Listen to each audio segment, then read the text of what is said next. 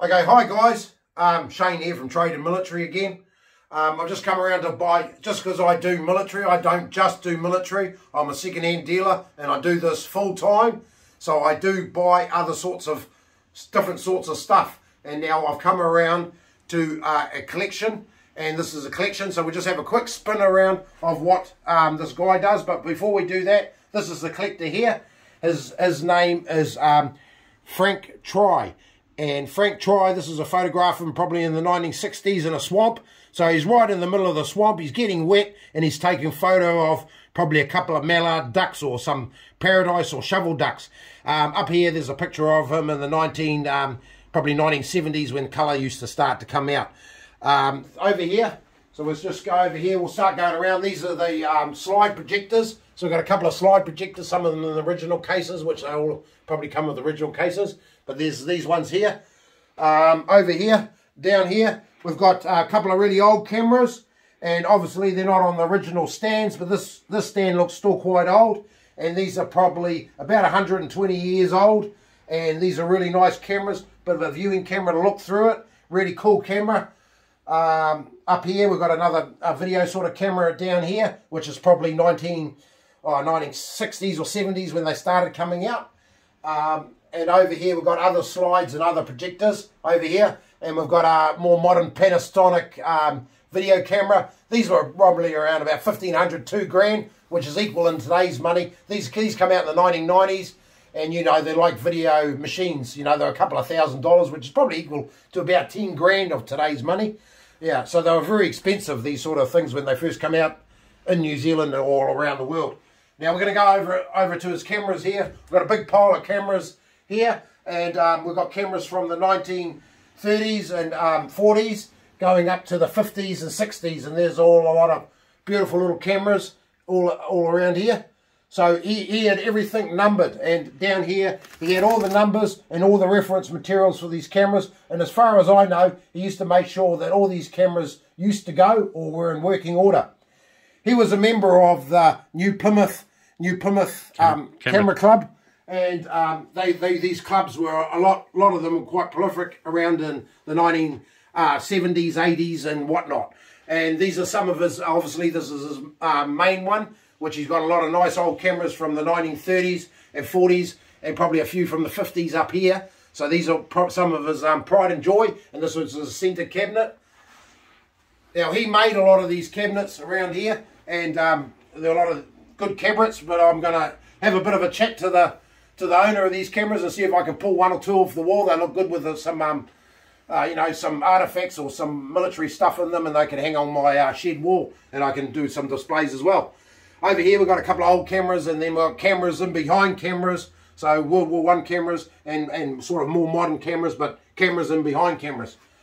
And over here we've got another little display cabinet. These are quite nice. These are like little box cameras. I don't know a lot about cameras, but they are what they are. Another slide down here, and then just cameras up here. This is quite cool. This is like a little spy camera. It's I can't really read it. It's a Houghton camera or something like that, but this is like a little cool little camera, and it's rather small, but still quite cool. Yeah, so this might be one or two of these might end up in my little collection here. So this camera is about 1930s, I think. Yeah, this little one here.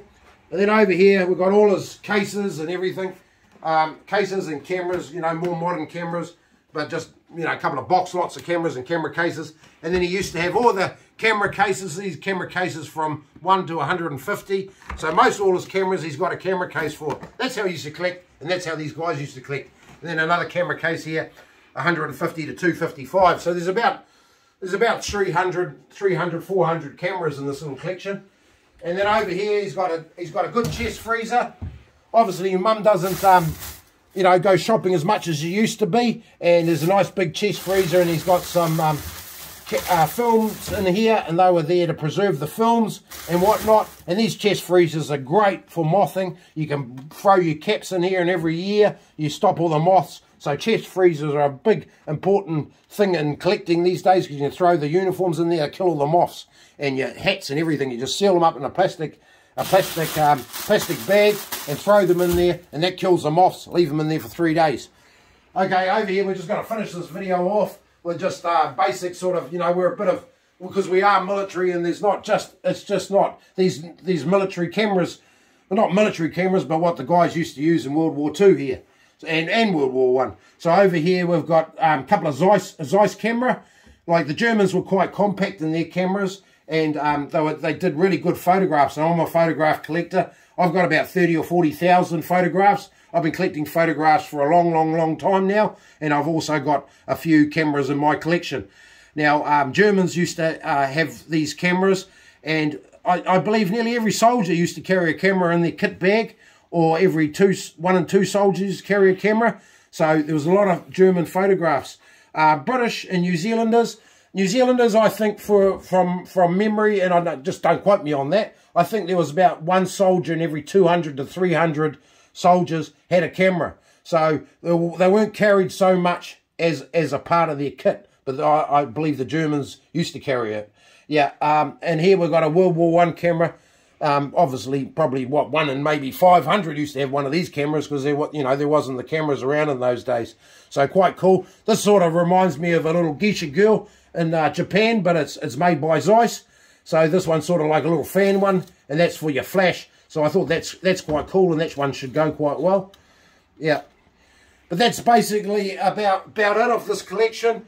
I hope you enjoyed this. You know, what I do is not just military, and this collection is quite special to this guy, Frank Trye, and I hope you enjoy it, and I hope you spend a little bit of money on these cameras, because they are nice cameras, and it's been his pride and joy for 60 odd years. Thank you.